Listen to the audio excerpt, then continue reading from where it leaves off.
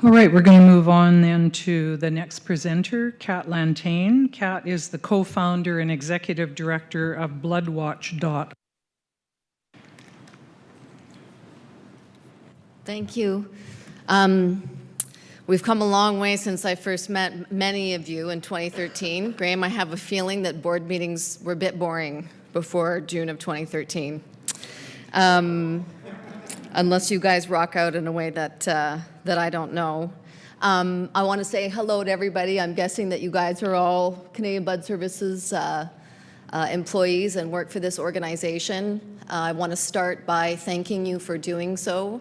Our membership is based on tainted blood survivors, veteran blood advocates, and patients across the country who are blood users.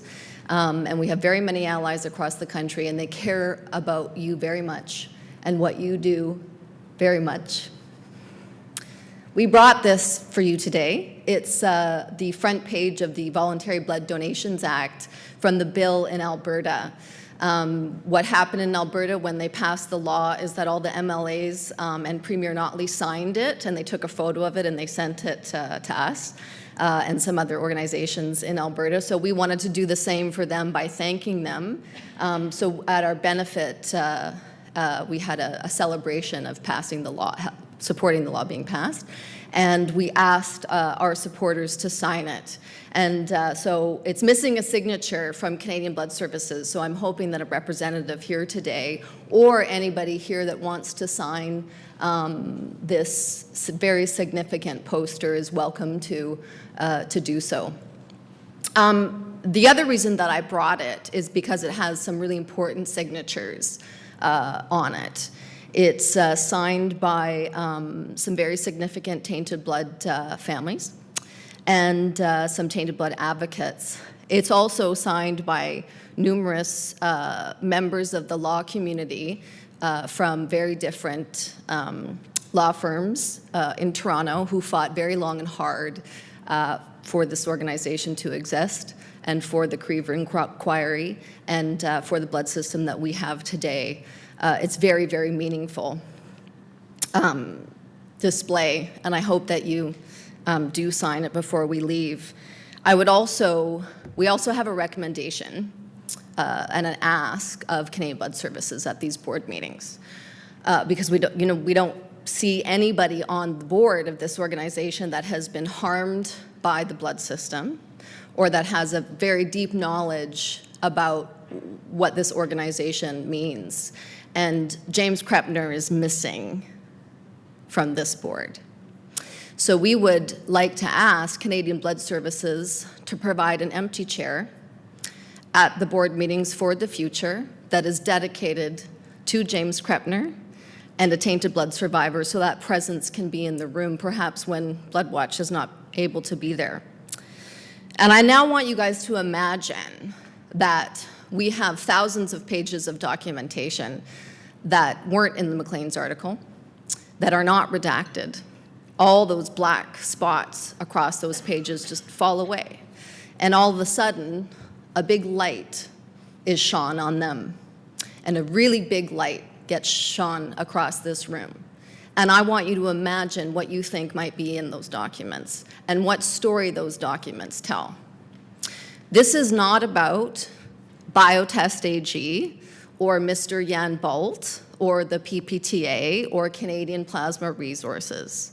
This criticism that myself and our allies across the country are launching is a direct criticism of the leadership of Canadian Blood Services and how they worked with Health Canada to support a competitive collector.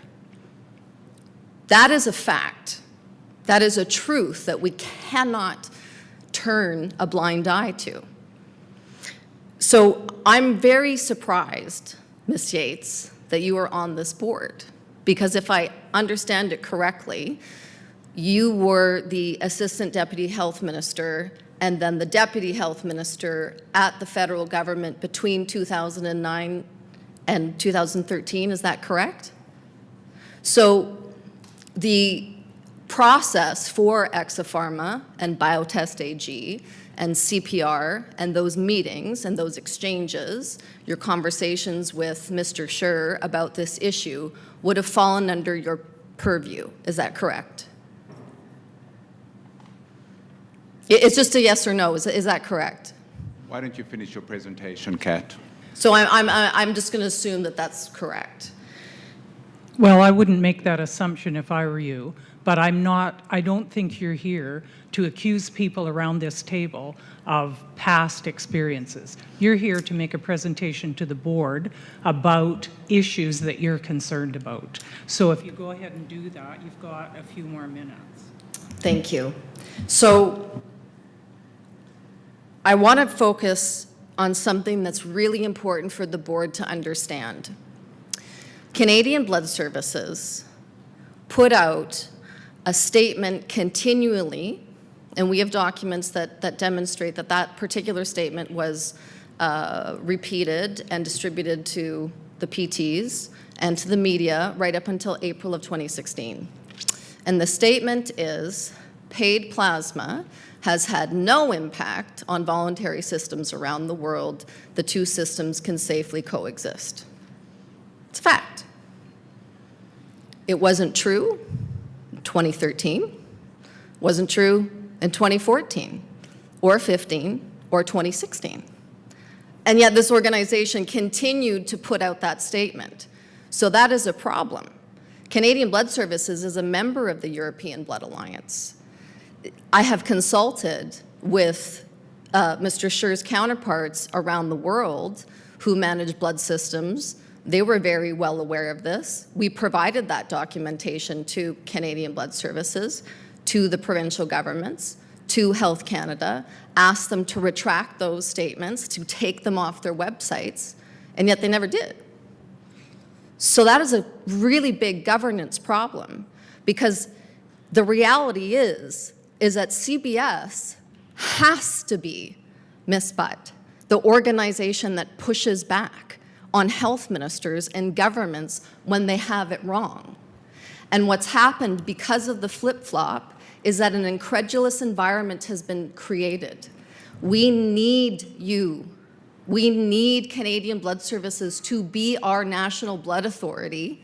We need you very badly.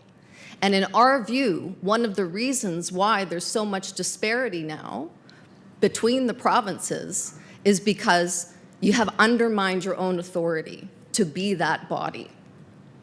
This is extremely serious, and it is a breach of public trust.